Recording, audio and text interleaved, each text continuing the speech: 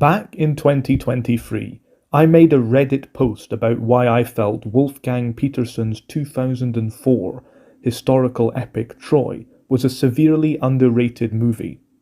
The post did pretty well and generated a great deal of debate. I've been meaning to turn my post into a YouTube video for some time. Now, finally, I've overcome my laziness to make this video and share my views on why Troy is one of my favourite films and a misunderstood masterpiece. Firstly, we have to place this film in context. When Troy was released, despite making a decent amount of money at the box office, it was generally disliked by critics. It currently holds a poor score on Rotten Tomatoes, with some reviewers describing it as numbing and overblown. Even actors involved in the film came out heavily against it. Peter O'Toole, the legendary actor who plays King Priam, was apparently deeply hostile towards the director, calling him a clown. Indeed, he was so angry he stormed out of the film's screening and said the film was a disaster. Meanwhile, Brad Pitt, who plays Achilles, was likewise disappointed and annoyed during the filming of the movie. Later, he came out to attack the film in a stinging attack against Peterson, declaring, "I had to do Troy because I pulled out of another movie. The movie being told was not how I wanted it to be." Thus, it's fair to say this film generated a fair deal of hostile attacks and negative reviews, and its reputation has suffered over the years. However, I believe these attacks are ultimately unfounded, and that the film is much better than these reviews and opinions would have you believe. Firstly, let's address one of the most contentious elements, the choice of actors and actresses. The choice of Brad Pitt to play the legendary Greek character Achilles drew criticism from many. However, I think he was a good choice. Achilles is commonly described as having hair like gold, and Brad Pitt looks very much like that. Furthermore, as we previously mentioned, Pitt was apparently annoyed during the filming of this movie and didn't want to be there. However, I think this actually results in a great performance. The character of Achilles was not a simple one-dimensional hero. Rather, he was a deeply conflicted man. He was frequently at odds with others in the Greek army, and indeed, for large sections of the war he was so angry that he refused to fight. Rather, he spent his time brooding in his tent, angry and seething. Thus, I think Brad Pitt's attitude ends up resulting in a better performance. I think he really captures the almost teenage, arrogant demeanour of Achilles very well.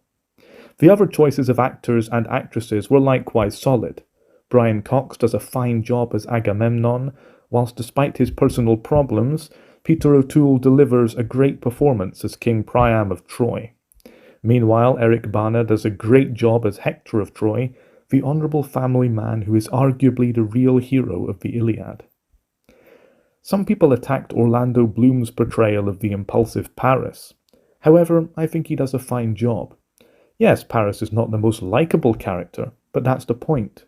He is a selfish, naive, and willful young man who single-handedly brings total disaster to his family and nation.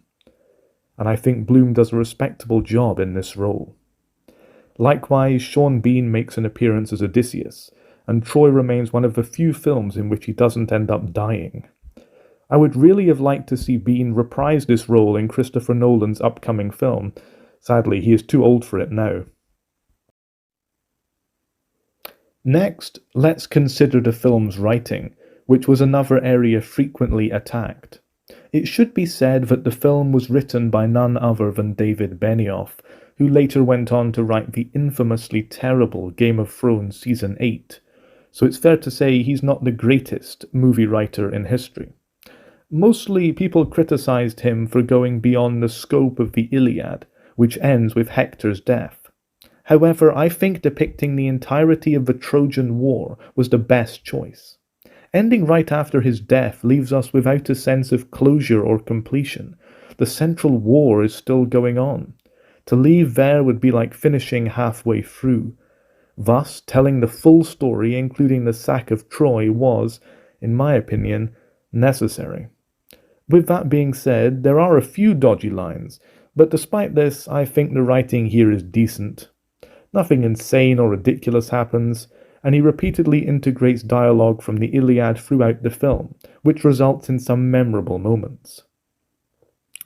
Likewise, the film's soundtrack, composed by James Horner, is, in my opinion, one of the best in any historical epic. I really enjoy the music and think it matches the epic sweep of the movie. Finally, let's address the directing itself. Personally, I think this is one of the film's strongest elements. Unlike more recent films, which rely heavily on CGI, or even contemporary films like Gladiator, which relied heavily on CGI, Troy was filmed in realistic sets. This gives the film a truly epic scale, and makes the sweeping shots seem so much more real, and brings true texture to the film. When watching it, you can forget that you're watching a film from the 2000s. Instead, it reminds you of the sweeping historical epics of the 60s, which I think is wonderful. Furthermore, the film is home to the famous duel scene, which is one of the best fight scenes in film history. Likewise, much of the natural scenery in this film is gorgeous. From the sparkling blue seas to the rich countryside and rocky islands of the Aegean to the sweeping shots of Troy, this movie is very pretty. And when compared to the stale, grey filter films we get today, Peterson's indulgent, exuberant directing is a true breath of fresh air. When combined with Horner's majestic soundtrack, the reasonable writing and the strong performances from everyone involved, we are left with a truly enjoyable movie experience.